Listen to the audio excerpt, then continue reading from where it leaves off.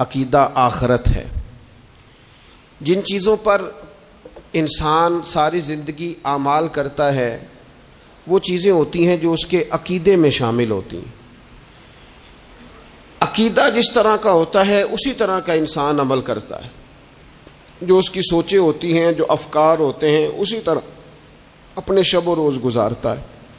جن لوگوں کا عقیدہ آخرت مضبوط ہوتا ہے نا کہ ہم نے اللہ کی بارگاہ میں کھڑے ہونا ہے، ہم نے اس کی بارگاہ میں جا کے اپنے اعمال کا حساب دینا ہے، عقیدہ آخرت مضبوط ہو تو لازمی طور پر اعمال سنور جاتے ہیں۔ انسان جواب دہی کے تصور کے ساتھ اپنے معاملات زندگی کو بار بار صحیح کرنے کی کوشش کرتا ہے۔ عقیدہ آخرت اسلامی عقائد میں بنیادی فکر کا عقیدہ ہے، اساس ہے عقائد کی۔ اگر کسی شخص کا یہ خیال ہو جائے کہ میں بس یہی زندگی ہے، کھا لو پی لو موج کرو، تو ظاہر ہے وہ فنا کا نام جب رکھ لے گا زندگی کو اور وہ دوبارہ اٹھنے کا قائل ہی نہیں ہوگا تو وہ تو کسی قانون کا پابند ہی نہیں رہے گا، وہ تو کسی چیز کی پابندی نہیں کرے گا، کسی چیز سے پرہیز نہیں کرے گا، من چاہی زندگی گزارے گا۔ عقیدہ آخرت، اللہ کی بارگاہ میں کھڑا ہونے کا تصور، یہ انسان کو سوار دیتا ہے۔ یہ ایک ایسا مراقبہ ہے جو تزکیہ نفس کر دیتا ہے، انسان کا باطن سنور جاتا ہے، اخلاقیات میں تبدیلی آتی ہے۔ پھر کوئی کیمرہ بھی نہ لگا ہو نا، کوئی بھی نہ دیکھ رہا ہو تو بندہ پھر بھی نیک ہو جاتا ہے، کیونکہ اس کا خیال ہوتا ہے میرا رب مجھے دیکھ رہا ہے، صبح قیامت میں اپنے رب کی بارگاہ میں کھڑا کیا جاؤں گا۔ تو عقیدہ آخرت کی مضبوطی، اس تصور کا مضبوط ہونا امت مسلمہ کے لیے نہایت ہی ضروری ہے۔ آپ دیکھیے قرآن مجید فرقان حمید ہماری توجہ دلاتا ہے، اور سورۃ القیامہ کے اندر اللہ کریم نے ارشاد فرمایا ایحسب الانسان، کیا آدمی اس گھمنڈ میں ہے، کیا انسان کا یہ خیال ہے ان یترک سدی، کہ اسے آزاد چھوڑ دیا جائے گا، اس سے پوچھا نہیں جائے گا؟ کیا انسان یہ سمجھتا ہے اس سے کوئی سوال؟ ایحسب الانسان، کیا انسان اس گمان میں ہے، اس گھمنڈ میں ہے ان یترک سدی، کہ اسے آزاد چھوڑ دیا جائے گا، کوئی پوچھنے والا نہیں ہوگا؟ اسے آزاد نہیں چھوڑا جائے گا، اس پر پابندیاں ہیں، اس پر کچھ قیود ہیں، اسے کچھ حدود بتائی گئی ہیں، اسے ایک دائرہ کار دیا گیا ہے، اسے بتایا گیا ہے کہ یہ حلال ہے، یہ حرام ہے، یہ تیرے لیے جائز ہے، یہ تیرے لیے جائز نہیں ہے۔ اس چیز کی حد تک تو آگے بڑھ سکتا ہے، یہاں سے اس لائن کو تو کراس نہیں کر سکتا۔ اس پر پابندیاں ہیں، ان پابندیوں کے بیچ رہ کے وہ زندگی گزارے گا۔ اور یہ بھی یاد رکھے، یہ آیت ایک دوسرا معنی یہ دیتی ہے کہ یہ مت سمجھے کہ صبح قیامت اسے چھوڑ دیا جائے گا، اس سے پوچھا جائے گا، اس سے سوال کیا جائے گا۔ اللہ کی بارگاہ میں جب یہ کھڑا ہوگا تو اسے اپنے اعمال کا حساب دینا ہو۔ لازمی طور پر ایک عدالت صبح قیامت لگے گی، جس عدالت میں مجرم پیش ہوں گے، انہیں اپنے جرموں کا حساب دینا ہے، ظالموں کو کھڑا کیا جائے گا، ان سے ان کے ظلم کے بارے میں باز پرس ہوگا۔ تو لازمی طور پر عقیدہ آخرت کی مضبوطی انسان کو مضبوط کرتی، اس کے اعمال پر پیرے بیٹھ جاتے ہیں، وہ پھونک پھونک کر قدم رکھتا ہے، سوچ کر جملے بولتا ہے، وہ کوئی بھی معاملہ کرتا ہے تو اس میں اس کا خیال ہوتا ہے کہ میں نے دنیا سے چلے جانا ہے، میرے پاس پتہ نہیں کتنا وقت بچا ہے، لہٰذا مجھے آخرت میں پیش ہونا ہے اپنے معاملات کی آسانی کے لیے، وہاں کی آسانی کے لیے میں یہاں تھوڑا سوچ سمجھ کے چلوں۔ رب فرماتا ہے تجھے ایسے ہی آزاد نہیں چھوڑا جائے گا، آزاد پنچھیوں جیسی زندگی نہ گزار، صبح قیامت کے معاملات کو پیش نظر رکھ، اس پر غور کر۔ یہ تصور گھر کے باہر بھی پورا مضبوط ہونا چاہیے اور گھر کے اندر بھی پورا مضبوط ہونا چاہیے۔ انسان اپنے مالک سے ڈرے اور قیامت کے دن اس کی بارگاہ میں حاضری کا یقین رکھے، اور وہ یاد رکھے کہ یہاں جو کچھ، وہ دیکھے نا بچوں کو استاد پڑھاتا ہے، محنت کراتا ہے، اگر بچے نہیں پڑھتے تو ڈانٹتا بھی ہے، سمجھاتا بھی ہے، قائل بھی کرتا ہے، اور جب وہ آخری بات کرتا ہے تو پھر وہ پتہ کیا کہتا ہے؟ چلو ٹھیک ہے، اگر نہ پڑھو گے تو امتحان تو آنا ہی ہے نا، رزلٹ تو آنا ہے، پیپر میں بیٹھو گے نہیں آئے گا، فیل ہو جاؤ گے۔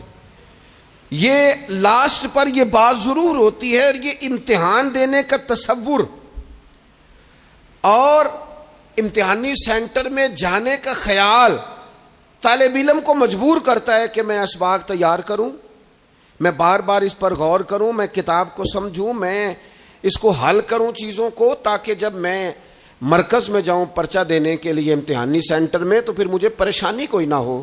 بس سمجھانے کے لیے بات عرض ہے کہ یہاں لوگوں کو بتایا جاتا ہے، قائل کیا جاتا ہے یہ حلال ہے، یہ حرام ہے، یہ تیرے لیے ٹھیک نہیں ہے، یہ تیری حدود ہیں، یہ تیرے قیود ہیں، یہ تیرا دائرہ کار ہے۔ لیکن اگر پھر بھی کوئی بندہ باز نہ آئے، پھر بھی کوئی شخص باز نہ آئے، تو پھر اس کو کہا جائے گا صبح قیامت اللہ خود حساب لے لے گا، پھر تجھے مالک اپنے سامنے کھڑا کرے گا، ثم لتسألن یومئذ عن النعیم، پھر وہ تجھ سے ایک ایک نعمت کے بارے میں سوال کر لے گا، پھر تجھے جواب دینا ہوگا۔ تو اس تصور کو اپنی زندگی میں لاگو کریں کہ ہم نے مرنا ہے، اللہ کی بارگاہ میں جان، اس تصور کو پوری طور پر طاری کریں اپنے ذہنوں میں۔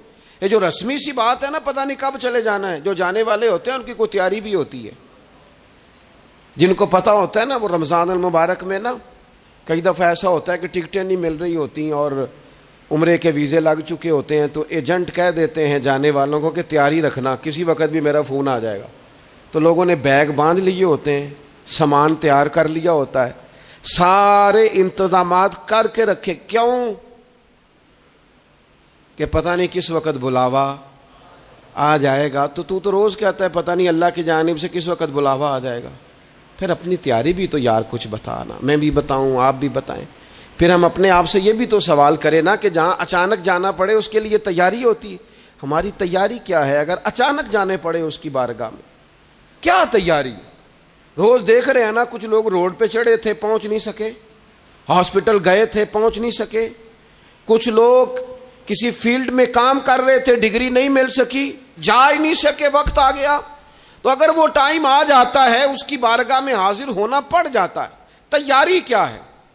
نبی پاک علیہ الصلوۃ والسلام گھر کے اندر اپنے گھر والوں کی تربیت کے لیے اور تعلیم امت کے لیے ایک دعا مانگتے تھے۔ حضرت عائشہ صدیقہ کہتی ہیں حضور دعا مانگتے تھے، مشکات میں موجود ہے۔ کیا دعا تھی؟ اللہم حاسبنی حسابا یسیرا، اے اللہ ذرا حساب آسان کر کے لینا۔ یہ حضور تعلیم امت کے لیے دعا مانگتے، اللہ حساب ذرا آسان کر کے لیجیے، مالک کرم فرمانا۔ تو حضرت عائشہ صدیقہ رضی اللہ تعالیٰ عنہ ارشاد فرماتی ہے میں نے عرض کیا یا رسول اللہ صلی اللہ تعالیٰ علیہ وسلم یہ آسان حساب کا کیا مطلب ہے؟ تو حضور فرمانے لگے عائشہ آسان حساب کا مطلب یہ ہے کہ رب کریم بندے کے نامہ اعمال پر نظر ڈالے گا اور پھر اللہ تبارک و تعالیٰ اس سے درگزر فرما دے گا۔ یہ آسان حساب ہے، پتہ مالک کو ہے اس نے کیا کیا ہے، پر کریم ہے نا، عدل کریں تے تھر تھر کمبن، اچیاں شاناں والے تے جے فضل کریں تے پھر بخشے جامن میرے جے منہ کالے، نظر کرے گا پھر معاف فرما دے گا۔ اور حضور فرماتے عائشہ یاد رکھو جس سے اس نے حساب لیا وہ پھر بڑی مشکل میں آ جائے گا، اس کے لیے مشکل ہو۔ اللہم حاسبنی حسابا یسیرا، اے اللہ تو حساب ذرا آسان کر کے لینا، ذرا آسان کر کے۔ یہ تعلیم امت کے لیے کہ امت کے دل میں خیال پیدا ہو کہ حساب دینا ہے، تو نے حساب دینا ہے، تو نے اپنے مال کا حساب دینا ہے، تو نے اپنے لفظوں کا حساب دینا ہے، تو نے معاملات کا حساب دینا ہے، تو جس کرسی پہ بیٹھا ہے، تو کلرک ہے یا صدر ہے، تو نے اپنی اس نشست کا حساب دینا، تو استاد ہے یا پیر طریقت ہے، تو مؤذن ہے یا خطیب ہے، تو جو بھی ہے تو نے حساب دینا ہے۔ تجھے تیرے منصب کے بارے میں پوچھا جائے گا، تجھے تیرے عہدے کے بارے میں پوچھا جائے گا، تجھے اپنی ذمہ داریوں کے بارے میں حساب دینا، اللہ کی بارگاہ میں تمہیں جا کے بتانا ہے کہ تم نے کیا اعمال کی۔ اس تصور کو پکا کریں اپنی، یہ تصور کتنا کو پکا ہونا چاہیے، دنیا کیا ہے اور آخرت کیا ہے۔ ہمارے ہاں لوگوں نے بہت بڑا لمبا چوڑا دنیا کا تصور بنا لیا ہے، کار جہاں دراز ہے، لمبا تصور، دنیا داری کے لیے لمبی منصوبہ بندی، دور دور تک میں نے یہ کرنا ہے، پھر میں نے یہ کرنا ہے، پھر اس کے بعد انشاءاللہ یہ کر دینا۔ یہ تو آپ نے 300 سال کی پلاننگ بتا دی ہے، یہ تو 300 سال کی پلاننگ بتائی۔ کیا بتائیں تجھے اے باپ، کیا کار ہائے نمایاں کر گئے، بی اے کیا، نوکر ہوئے، پینشن ملی، پھر مر گئے۔ زندگی تو اتنی سی ہے، اتنی لمبی منصوبہ بندی، اس میں آخرت کہاں ہے؟ اس میں اگر کسی مقام پر رب کی بارگاہ میں حاضر ہونا ہے تو وہ کہاں ہے؟ جو مرنے والے لوگ ہوتے ہیں ان کا تو جینا کچھ اور طرح کا ہوتا ہے، جن کو جانا ہوتا ہے ان کا رہنا تو کچھ اور طرح کا ہوتا ہے، جن کو کسی جگہ منتقل ہونا ہوتا ہے، جو عارضی مکانوں میں رہتے ہیں ان کا رہن سہن تو ذرا اور طرح کا ہوتا ہے۔ لیکن جو ہمارا انداز ہے، جو ہمارا رہن سہن ہے، جو ہمارا طریقہ کار ہے، وہ تو مستقل رہنے کا ہے، وہ تو لگتا ہے کہ کبھی چھوڑنے والے نہیں ہیں۔ اس میں تو کوئی ایسی چیز نظر نہیں آتی کہ جس میں ہم محسوس کریں کہ ہم نے چھوڑ کے جانا ہے۔ لیکن نبی پاک علیہ السلام نے جس دنیا کو ہم بہت بڑی دنیا سمجھتے ہیں، حضور نے اس کی مثال کیا دی؟ صحیح مسلم کی حدیث ہے، دیکھیں کتنا کھول کر اور کتنا آسان کر کے رسول پاک ہمیں بات سمجھاتے ہیں۔ دنیا کیا ہے، آخرت کیا ہے، یہ والی زندگی کیا ہے، آخرت کی زندگی کیا، بالکل کھول کر واضح کر کے نبی پاک علیہ الصلوۃ والسلام فرمانے لگے دنیا اور آخرت کی مثال اس طرح ہے جس طرح دریا بہ رہا ہو اور کوئی آدمی اس میں انگلی ڈبوئے، جتنا پانی اس کی انگلی کو لگ گیا یہ دنیا ہے، اور جو باقی ٹھاٹھے مارتا دریا پیچھے ہے، سمندر پیچھے ہے، وہ سارا آخرت ہے۔ یہ اتنی سی دنیا ہے، یہ صحیح مسلم میں موجود ہے۔ اتنی سی دنیا کے لیے اتنے پاپڑ بیلنا، اتنی سی دنیا کے لیے اتنے ظلم کرنا، اتنی سی دنیا کے لیے اتنے حق ضائع کرنا، اتنی سی دنیا کے لیے اتنے لوگوں کے دل توڑنا، اتنے حقوق پہ ڈھاکہ ڈالنا، اتنا جبر کرنا، لوگوں کا مال کھانا، لوگوں کو تکلیف دینا، عزتیں اچھالنا، اتنی سی دنیا کے لیے حضور فرمانے لگے اتنی سی ہے یہ دنیا، جتنا انگلی کو پانی لگ گیا ہے وہ جنت، جو نری جنت نہیں، خدا کا فضل ہے، جو اللہ کی عطا ہے اپنے بندوں کے لیے۔ میرے کریم فرمانے لگے اس جنت میں وہ نعمتیں ہیں نہ کسی آنکھ نے دیکھی، نہ کسی کان نے سنی، نہ تمہارے دل پر کبھی خیال ہی گزرا ہوگا کہ ہمارا رب ہمیں یہ عطا فرمانے والا ہے۔ تھوڑا سا نا 24 گھنٹوں میں کچھ ٹائم اپنی آخرت کے لیے، اپنے سارے معاملات کو مرتب کرتے ہوئے کچھ زندگی کے کام اپنی آخرت کے لیے۔ آپ یقین کریں بچوں سے لے کر بڑوں تک، ان پڑھ سے لے کر پڑھے لکھے تک، ہم نے جس کو اپنے مزاج کے مطابق کم فہم سمجھا اس سے لے کر دانشور تک دوڑ لگ گئی دنیا جمع کرنے کی۔ وہ ایک سوچ حضرت سلطان باہو رحمت اللہ علیہ فرمانے لگے، ہزاروں لوگ ان کی خدمت میں آیا کرتے تھے تو کہتے ہیں رابدہ طالب کوئی نہیں ملیا، تے جو ملیا ہے طالب زردہ ہو، یہ تو دعا کرانے آئے ہیں کہ میرا کاروبار نہیں چلتا، یہ تو دعا کرانے آئے ہیں کہ جناب وہ میرا جو ہے وہ فلانا کیس سلجھ گیا۔ رابدہ طالب کوئی نہ ملے۔ کوئی ایسا تو آتا جو کہتا میری اس سے ملاقات کرا دے، کوئی طریقہ بتائے مالک معرفت کیسے دیتا ہے۔ کوئی تو ایسا آتا جو کہتا کہ آؤ نہ کچھ باتیں درد کی کریں، کچھ عشق رسول کی تم کرو، کچھ محبت مصطفیٰ کی میں کروں۔ کچھ ایسے آتے جو کہتے آؤ نہ کوئی ذکر چھیڑے صدیق اکبر کا، کوئی بات کریں سیدنا فاروق اعظم کی، کچھ تذکرے ہو جائیں عثمان غنی کے، تھوڑی دیر ہو نہ جائے مولا علی کا تذکرہ۔ کچھ لوگ ہوتے نا ایسے جو اس طرح کے ہوتے، لیکن وہ ہر وقت دنیا داری، ہر وقت اچھا کہیں اکتاتے بھی ہیں نا، تھک گئے کاروبار کر کر کے، کہیں اکتاتے بھی ہیں تو کرتے کیا ہیں، سیر کرنے چلے جاتے ہیں۔ میں جی بور ہو گیا ہوں کام کرتے کرتے، چلو میں اب ٹھنڈے علاقے میں چلتا ہوں۔ کبھی تو ایسا ہونا تو کہے میں نے بچوں کو بھی وقت دیا ہے، دوستوں کو بھی دیا ہے، یاروں کو بھی دیا ہے، صحت کو بھی دیا ہے، میں نے ٹائم اپنے شوق کو بھی دیا ہے، اب میں کسی کو ٹائم نہیں دوں گا، یہ چند گھنٹے میں صرف رب رسول کی بارگاہ میں حاضری دوں گا۔ تو ذرا جم کے قرآن پاک پڑھے، تو ذرا ذوق سے درود پاک پڑھے، تو ذرا شوق سے میرے محبوب کی نعت سنے، تو سارا زمانہ بھول جائے اور تو رج رج کے دعا مانگے اپنے رب کی بارگاہ میں، اپنی پریشانیاں عرض کرے، اپنے اندر کی کیفیت بیان کرے۔ دل جو سخت ہو گیا ہے، ذہن جو سخت ہو گیا ہے، جو طبیعت میں وہ نورانیت نہیں آ رہی، اس کی تو بات کرے، تو اپنے رب کی بارگاہ میں معافی کا سوال کرے، تو اس سے قیامت کے دن درگزر کرنے کے لیے عرض کرے، کچھ تو ایسا ٹائم نکلے۔ لیکن دوستو ہم تو بالکل الجھتے ہی جا رہے ہیں. وہ معاملات زندگی ہیں کہ ختم ہی نہیں ہو رہے, شوق ہیں کہ ختم ہی نہیں ہو رہے, باتیں ہیں کہ بڑھتی چلی جا رہی. دور گزر گیا جب لوگ کہتے تھے کہ کوئی درود پاک بتائیں جس سے سرکار راضی ہو. ایک کی مسئلہ ہے کام نہیں چلتا. ایک صاحب آئے, کام نہیں چلتا. میں نے کہا سورہ واقعہ پڑھا کریں. کہتے ہیں حضرت میں بڑی دیر سے پڑھ رہا ہوں. میں نے کہا چلیں کوئی صدقات دے کے دیکھ لیں. کہنے لگے بڑی دیر سے دے رہا ہوں. میں نے انہیں ایک اور وظیفہ بتایا. کہنے لگے یہ بھی مجھے کسی نے بتایا تھا, بڑی دیر سے کر رہا ہوں. تو میں نے انہیں کہا پھر میری ایک ناقص رائے یہ ہے کہ سارا کچھ کرنے کے بعد اگر ابھی تک پھر بھی آپ سمجھ رہے ہیں نا آپ کی مرضی کے مطابق آپ پر دروازے نہیں کھل رہے, پھر آپ صبر کریں. جو میرا رب چاہتا ہو اس پہ راضی رہ کے دیکھیں ذرا. پھر ذرا راضی رہ کے دیکھیں, پھر دیکھیں کہ مالک کا فیصلہ کیا ہے. وہ آپ کے حق میں کوئی رحمت والا فیصلہ ہی فرمائے گا. پھر ذرا انتظار کر کے دیکھیں, پھر ذرا صبر کر کے دیکھیں. پھر وہ کہتا وبشر الصابرین, محبوب یہ جنہوں نے صبر کیا ہے انہیں میری رحمت کی خوشخبری سنا دو.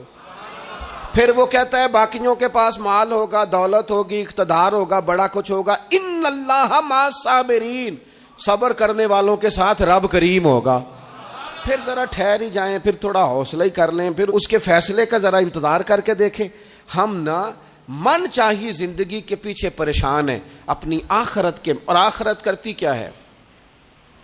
جب آپ کا آخرت پر یقین پکا ہو جاتا ہے نا, پھر لازمی طور پر انسان کے اعمال سنورتے ہیں. آپ یقین کریں سنورتے ہیں, 100% سنورتے ہیں. آپ آخرت پر جتنا جتنا یقین, حضرت عمر کا آخرت پر یقین پکا تھا نا, دنیا میں مکان ہی کوئی نہیں بنایا, پکا تھا. سیدنا مولا علی شیر خدا امیر المومنین بھی ہو گئے تو طامت پھر بھی پھٹی ہوئی تھی. پکا یقین تھا نا کہ اللہ نے ہمارے لیے آگے بڑی نعمتیں تیار کی ہوئی ہیں. حضور نے آ کے فرمایا تھا نا کہ عمر میں تیرا گھر دیکھ آیا ہوں جنت میں. یقین پکا تھا نا بڑا کچھ ملنے والا ہے.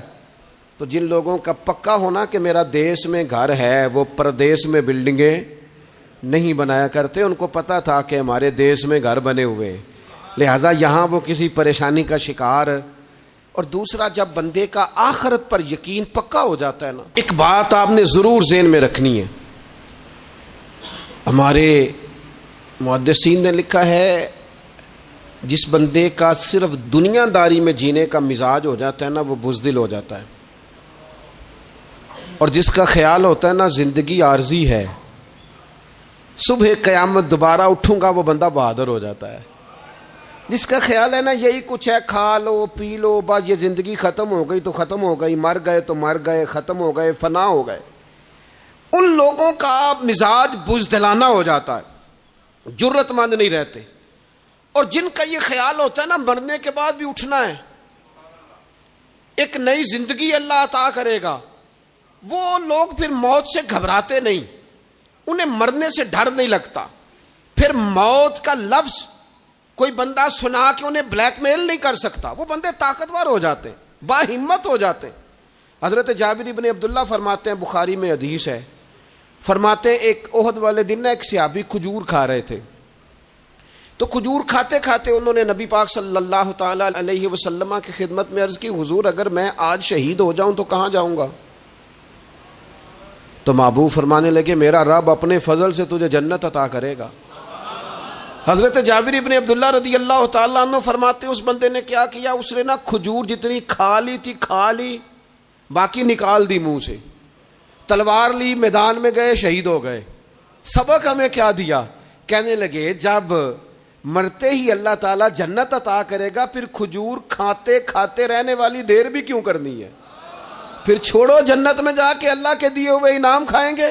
کھجور کھانے کی بھی دیر برداشت نہیں کی. یہ آخرت کا اجر, آخرت میں رب کی بارگاہ میں کھڑے ہونے کا تصور بندے کو طاقتور کر دیتا. وہ بزدل. اقبال کیا کہتے ہیں؟ اقبال کہتے ہیں موت کو سمجھے ہیں غافل اختتام میں زندگی, یہ ہے شام میں زندگی, پھر صبح دوام میں زندگی. اور حضرت بلے شاہ بھی بول پڑے, وہ کہنے لگے عرش فرشتے بانگا ملیاں مکے پہ گیا شور, بلے شاہ آسان نہیں مرنا, ایتے مر گیا ہی کوئی ہور. یہ تو کسی. اور پھر ایک اور درویش بولے, وہ کہنے لگے وارث شاہ او کدو مر دے, وارث شاہ او کدو مر دے جنہ کیتیاں نیک کمائیاں نے. وہ تو اللہ کی بارگاہ میں انعام پاتے ہیں. ایک پل ہے موت, اس پل سے گزرتے ہیں, پھر رب کا فضل انہیں ملتا ہے.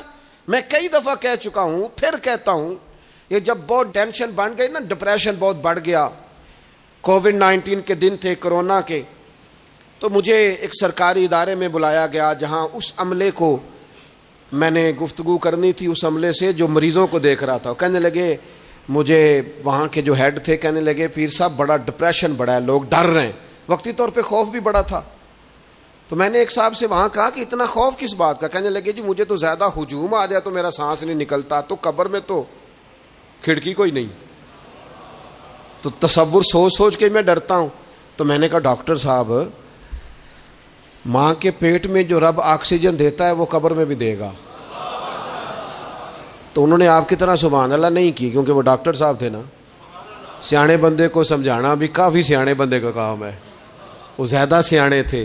لیکن نا سوتے کو جگانا تو کام ہے, اور اگر جاگتے کو جگانا پڑ جائے تو بہت مشکل کام ہوتا ہے. وہ ڈاکٹر صاحب تھے. وہ کہنے لگے, جی حضرت صاحب وہ تو ماں سانس لیتی ہے تو وہ بچے کو جاتا ہے, وہ آکسیجن ماں کے سانس کی بنیاد پہ ملتی ہے, تو قبر میں وہ کیسے ہوگا؟ میں نے کہا چلیں ٹھیک ہے ڈاکٹر صاحب, آپ کی یہ دلیل بھی مان لیتے ہیں. وہ جو انڈے سے بچہ نکلتا ہے,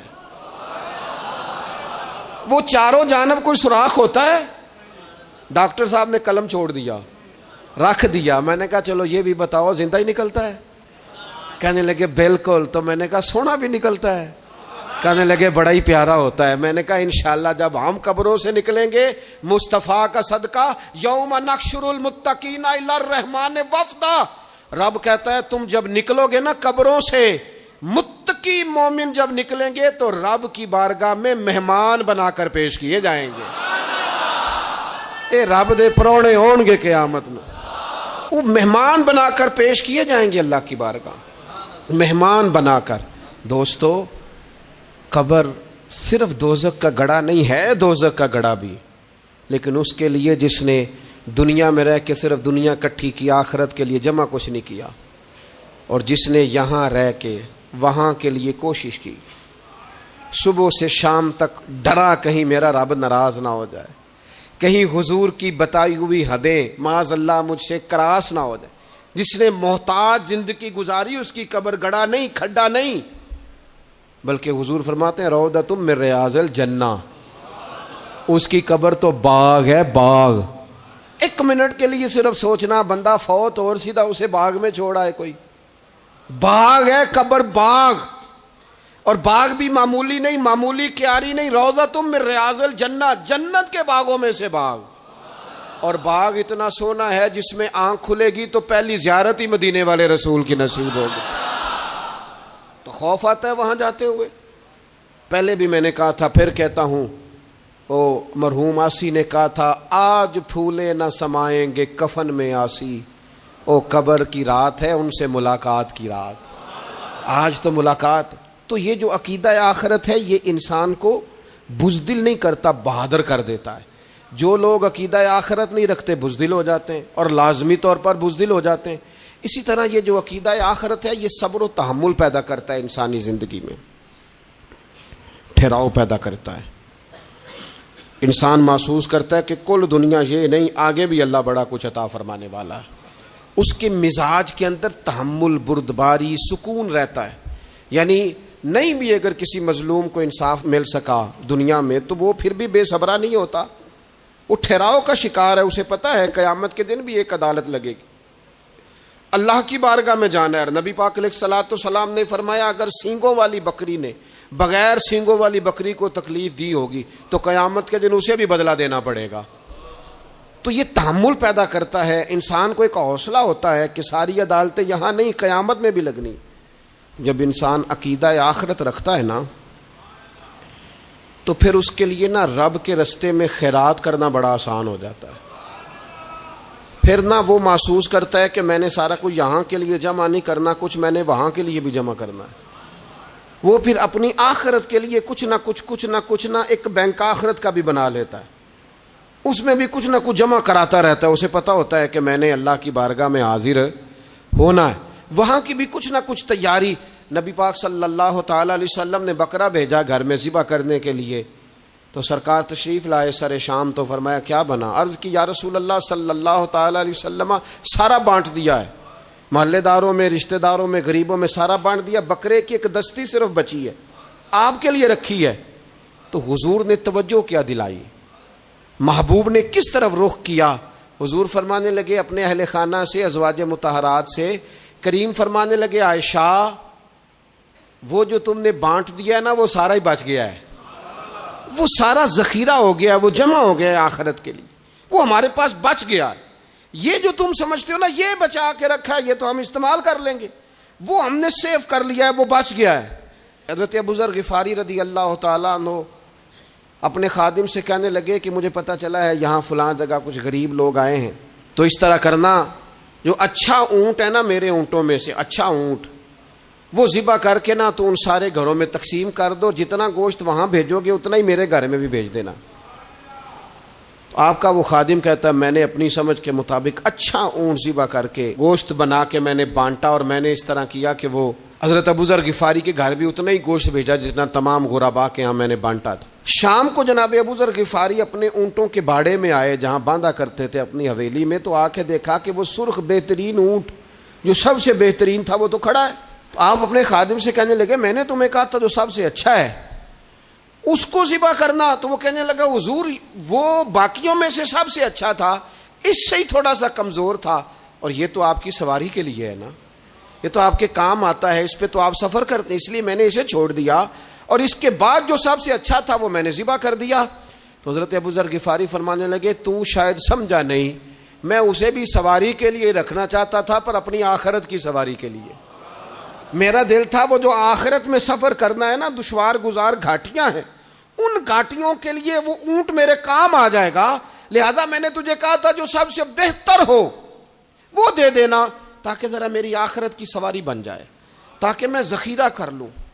بڑا دیا بال بچوں کو، بڑا دیا بہن بھائیوں کو، بڑا دیا دوست احباب کو، بڑے قرضے دیے ادھر ادھر، لیکن ساری زندگی دیے، ایک موقع پر صرف آپ نے کسی کو انکار کیا نہ، ایک موقع پر، تو وہ پچھلے جو 99 دفعہ آپ نے دیا ہوتا ہے وہ اس کا بھی منکر ہو جاتا ہے، وہ کہتا ہے تو نے کدی کام ہی نہیں آیا، وہ تو نے تو میری امید ہی توڑ دی۔ وہ سارے شکوے ساری زندگی کہاں خرچ کر دی بلا، کس مقام پر؟ اور یہاں حال یہ ہے کہ حضور فرماتے ہیں جب تو صدقہ دیتا ہے تو رب اسے اپنے دستے قدرت میں لیتا ہے، اور اس طرح تمہارے صدقے کو پالتا ہے جس طرح تم اپنے گھر میں بچڑا نہیں پالتے، اس طرح صبح قیامت تمہیں وہ نتیجے کے طور پر پلا ہوا صدقہ ملے گا۔ ہم اپنی آخرت کو چونکہ اس لیول پر یقین نہیں لاتے الا ماشاءاللہ، لہذا اس کی تیاری کے لیے ذخیرہ نہیں کرتے، اپنی آخرت کی تیاری کے لیے ذخیرہ کریں اور کوشش کریں کہ اور یہ عقیدہ اپنی اولادوں میں، اپنے متعلقین میں، اپنے احباب میں اس کو راسخ کریں، کوئی نہ کوئی بات عقیدہ آخرت کی، قیامت کی ضرور اس کا تذکرہ کریں، ان باتوں کو اپنی زندگی کا حصہ بنائیں۔ اگر عقیدہ آخرت نہ ہو تو دنیا کی ساری چیزیں ویسے ہی لوگوں کو عجیب لگنے لگ جائیں۔ اگر کوئی قیامت ہی قائم نہ ہو تو مظلوم رہ گیا، ظالم نے تو پھر ظلم ہی کمایا، وہ تو پھر دندناتا پھرے گا۔ تو رب کہتا ہے ایحسب الانسان ان یترک سدی، کیا انسان سمجھتا ہے کہ اسے یوں ہی چھوڑ دیا جائے گا، کوئی اسے آزاد ہی چھوڑ دیا جائے گا، کچھ پوچھا ہی نہیں جائے گا؟ صبح قیامت سوال ہوں گے، رب کی بارگاہ میں حاضری ہوگی، اللہ کے حضور سوالات کے جواب دینے ہوں گے۔ لہذا اپنی زندگی کے اعمال کو مرتب کرتے وقت، کوئی بھی کام کرتے وقت ایک تصور ضرور ذہن میں رکھیں کہ مجھے صبح قیامت اس کا حساب دینا ہے۔ یہ جو جواب دہی کا تصور ہوتا ہے یہ انسان پر پہرے دار ہوتا ہے، یہ اس کو مضبوط کرتا ہے، اس کی عقیدے کی بنیادیں اس کے عمل کو طاقتور کر دیتی ہیں۔ لہٰذا عقیدہ آخرت اپنے بچوں میں، آنے والی نسلوں میں، آپ دیکھیں حضور نے یہ عقیدہ آخرت مضبوط کر دیا تھا نا، تو پھر سیدہ فاطمہ الزہرا نے کچے مکان میں ساری زندگی گزار دی۔ پھر محبوب پاک نے دیکھا کہ وہ اونٹ کے بالوں کی بنی ہوئی چادر اوڑھ کے چکی پیس رہی ہیں، تو محبوب نے یہ نہیں فرمایا کہ اللہ آسانی کر دے گا، اچھا وقت آ جائے گا تو فکر نہ کرنا، یہ مشکل نہ۔ محبوب کریم نے فرمایا فاطمہ دنیا میں تھوڑی مشقت برداشت کرو، اللہ آخرت کی ساری سعادتیں آپ کو ہی عطا فرمائے گا۔ گویا کریم نے فرمایا آپ کو یوں ہی زندگی گزارنی ہے، یہی طرز رکھنی ہے، اسی طرح ہی آپ کو وقت گزارنا ہے۔ جو آرام کا وقت ہے وہ اللہ تعالیٰ جنت میں عطا کرے گا۔ عقیدہ آخرت کی مضبوطی، تھوڑا سا ہمارے ایک بڑے قریبی دوست تھے، بڑا میرا ان سے پیار تھا، 34.5 سال عمر، خود ہارٹ اسپیشلسٹ ڈاکٹر، لیکن یہ پچھلے ہفتے وہ مریضوں کو چیک کر کے نیچے آ کے دفتر میں بیٹھے ہیں۔ ایک تو لوگ کہتے ہیں نا ہسپتال پہنچ جاتا تو شاید بچ جاتا، تو ہاسپٹل کے اندر ہی تھے، اور ابھی چڑھتی جوانی، 34-35 سال عمر۔ لیکن کمال یہ تھا کہ میرے جیسے کئی لوگوں نے بھی آنسو اس لیے بہائے کہ اتنی چڑھتی جوانی میں اتنے خوبصورت ماحول کے اندر بھی انہوں نے مزاج خیر خواہی کا بنایا ہوا تھا، ہر شخص سے حسن کلام اور رب رسول کی طرف اپنا لگاؤ، نماز کی پابندی، جب بھی حال پوچھنا تو کہتے تھے اللہ اور اس کے رسول کا فضل ہے۔ تو اپنی زندگی میں جن لوگوں کا تصور آخرت مضبوط ہو جاتا ہے وہ کئی دفعہ جلدی بھی سمٹ کر چلے جائیں تو ان کے حق میں رحمت والے فیصلے ہوتے ہیں۔